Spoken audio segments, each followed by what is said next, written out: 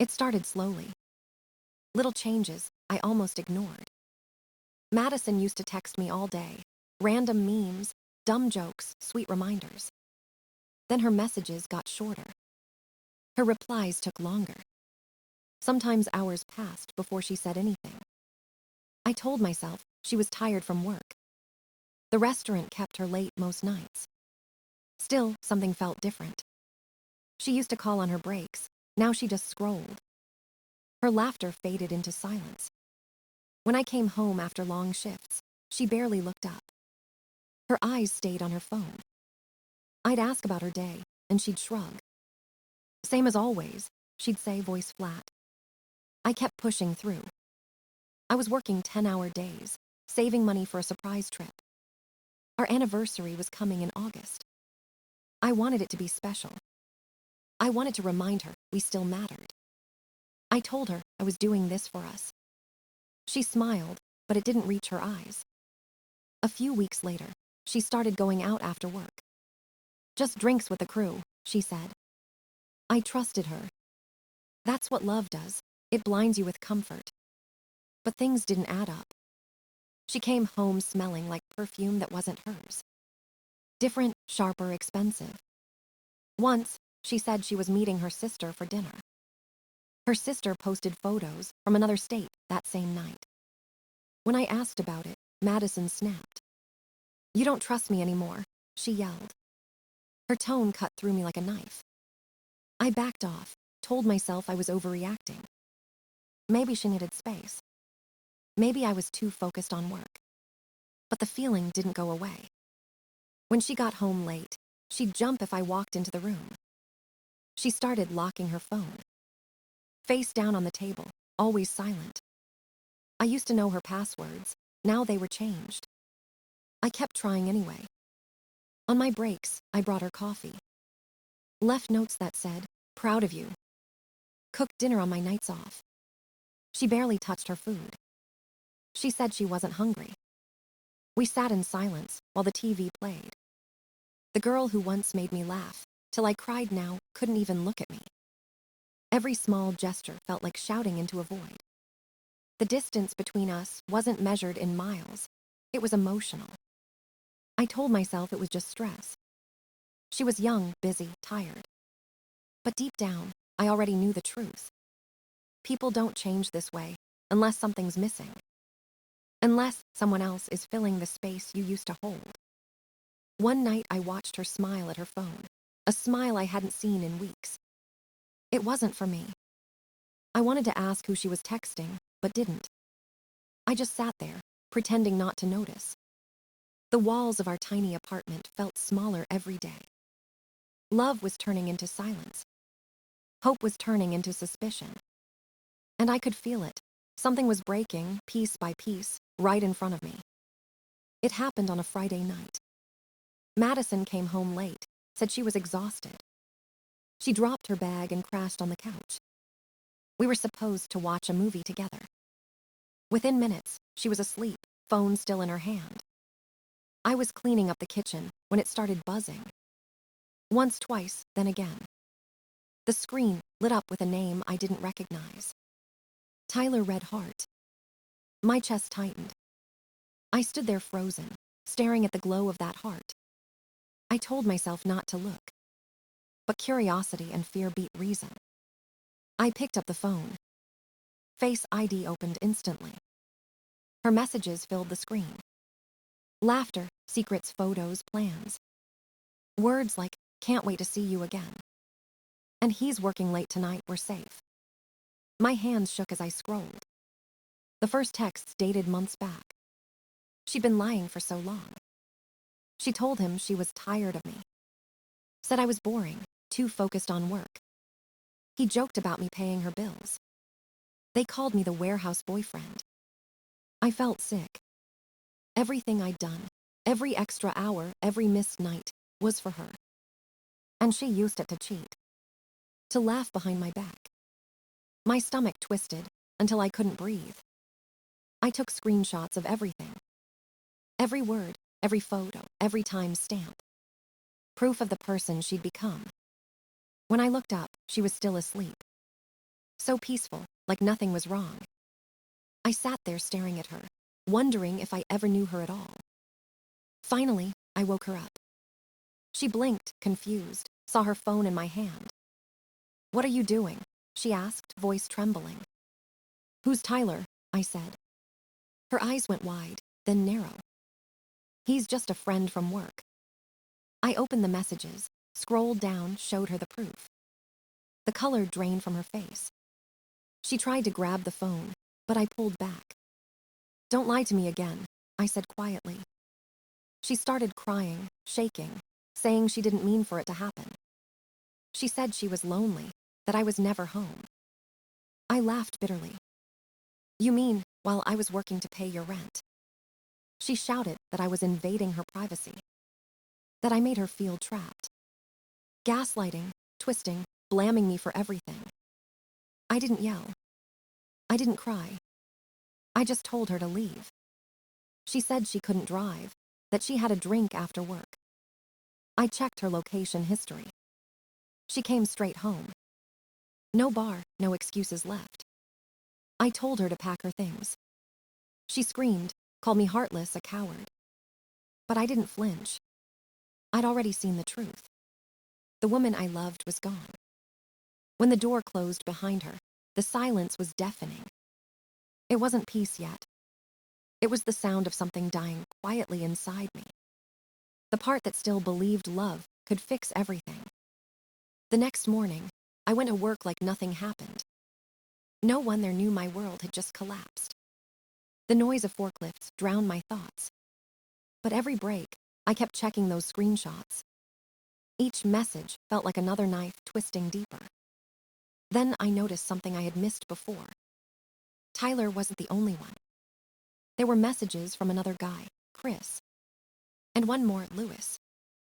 Lewis had a fiancée and a child. Madison saved his family photo in her hidden album. I stared at it in disbelief. The woman I loved had no limits. She wasn't lost, she was deliberate. That night, I created a new email account.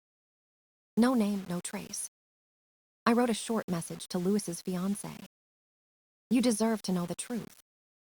Attached were screenshots, photos, and dates. No insults, no explanations. Just proof. I hit send and sat in silence. It felt cold but fair. She built her lies on my back. Now they were collapsing on her. A few days later, Lewis deleted his social media. Madison posted a black story with the words, "I'm done with liars." Irony never hit harder. Then came the messages from her friends. "Why did you do that? You ruined her life." They called me heartless. But none of them paid her rent. None of them worked double shifts for her. I didn't reply. I didn't need to. I let the truth speak louder than her tears. That weekend, her mother called. Soft at first, then sharp. She said I was controlling, manipulative. I told her I had evidence. She didn't care. "She's our daughter," she said and hung up. That's when I realized the war had started. I wasn't the bad guy anymore. I was her scapegoat. So I made everything official. I moved out, left the old apartment, paid the last month's rent, and changed addresses. No forwarding number, no new contact. I even bought a small camera for my front door. Madison tried calling again. Voicemails, crying, begging, threatening. I blocked every number except one. Just in case she tried to twist the story. I had all the proof. She could cry online, play victim, post quotes about healing. It wouldn't matter. Her lies were rotting from the inside out.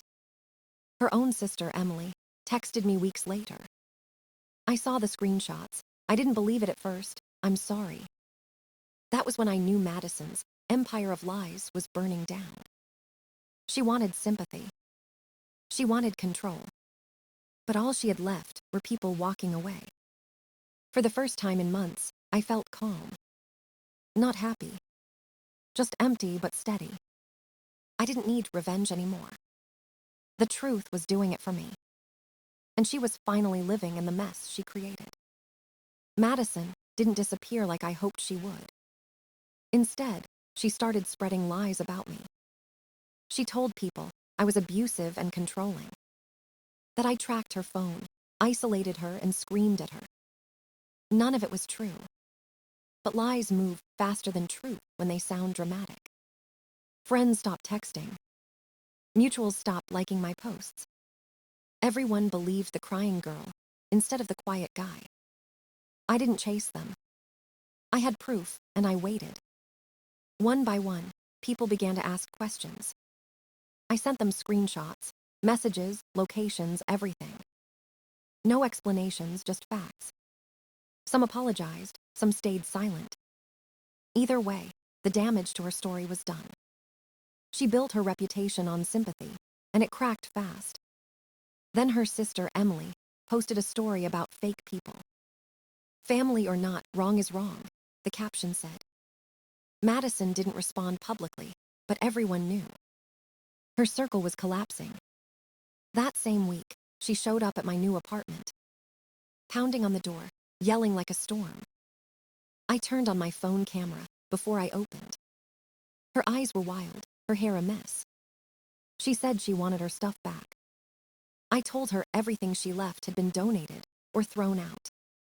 She pushed at the door and screamed that I ruined her life. Then she said it, words I'll never forget. I had to tell people you hit me, or they wouldn't believe me. She said it out loud while being filmed. My blood froze, but I kept calm. So you admitted you lied? I asked. She stuttered, said she felt abused, that feelings counted. I told her to leave before I called the cops. She started fake crying, holding her phone like she was live streaming. The performance was pathetic. I closed the door and made the call. 20 minutes later, 2 officers arrived. I showed them the video and my lease. They gave her a trespass warning and told her to stay away. She left in tears, pretending to be the victim again. The next morning, her cousin texted me. You didn't have to call the cops, man. That was cold. I sent one reply. She lied about abuse. You still defending that? He never answered. After that, she went online again. Black and white selfies, quotes about toxic men, endless pity posts. Most people ignored them now.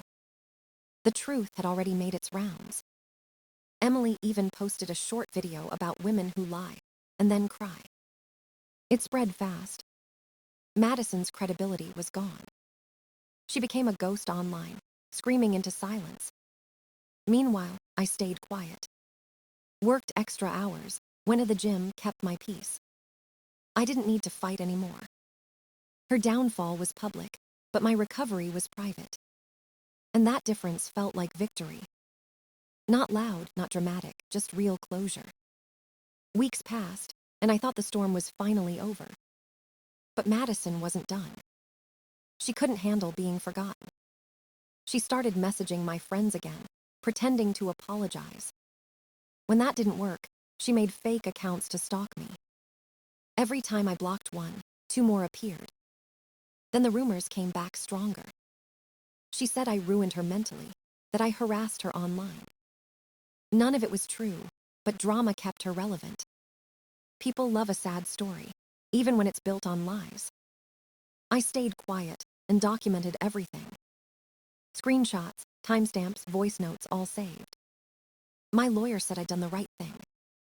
If she pushed further, I could file for harassment. That gave me peace, but she kept pushing. She texted my mother one night, playing the victim again. He used to be sweet before he got toxic, she wrote. My mom sent it to me with one line. She's desperate, stay strong. That message meant more than anything. It reminded me I wasn't crazy. Madison was just losing control of her story. Soon after, I saw her at the grocery store parking lot. She froze when she saw me.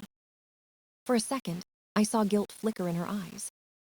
Then she smirked, trying to look unfazed. I just nodded and walked past her. No words, no reaction, just distance. That silence hurt her more than anything I could have said. Later, her cousin posted a vague tweet about fake heroes.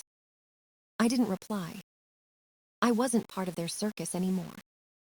But karma moved faster than I expected. Madison got fired from her restaurant for causing drama. She threatened a coworker's girlfriend out of jealousy. It spread fast, and management had enough. She lost her job, her apartment, and most of her friends. I didn't celebrate, but I didn't feel sorry either. Every choice she made brought her here. One night, I ran into Chris, one of the guys she cheated with. He smirked like we were old friends. "You're Madison's ex, right?" he said. I stepped closer and stared him down. "You're the one she said was better than me," I said quietly. He laughed nervously, said he didn't know she had a boyfriend. I told him, "You knew exactly what you were doing." Then I leaned closer. "If you ever mention me again, I'll send every screenshot to your girlfriend." His smile vanished. He walked away fast. That night, I found his girlfriend's profile online. I sent her one message from a burner. "Just so you know, he was part of Madison's lies. Proof available." I didn't wait for a reply. It wasn't revenge, it was cleanup. A few days later, Madison posted another dark story. "Some people just can't let go," she wrote. I didn't respond. Her world was collapsing, and I was finally free. I had peace, a job I liked, and silence that finally felt like home. A month passed after the chaos faded. Madison had gone completely silent. No calls, no fake accounts, no late-night messages. I almost started to believe she finally gave up. I focused on rebuilding my life. Work was steady, paychecks consistent, and my apartment quiet. For the first time in a long while, I could breathe. I bought new furniture, started cooking for myself again. Little things felt big now. Freedom tasted better than revenge ever could. Then one morning, I got a text from Emily. "She's spiraling again, just stay alert." I thanked her and went back to my routine. I didn't want to know more. Madison was just a ghost now. But ghosts have a way of haunting you when you least expect it. A week later, I ran into Katie, one of our old friends. She looked awkward, hesitant.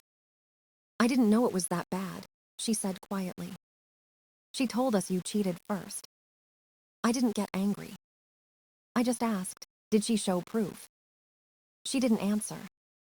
Just looked away and walked off. That's when I realized Madison was still trying to rewrite the past. Still trying to make herself the victim of her own story.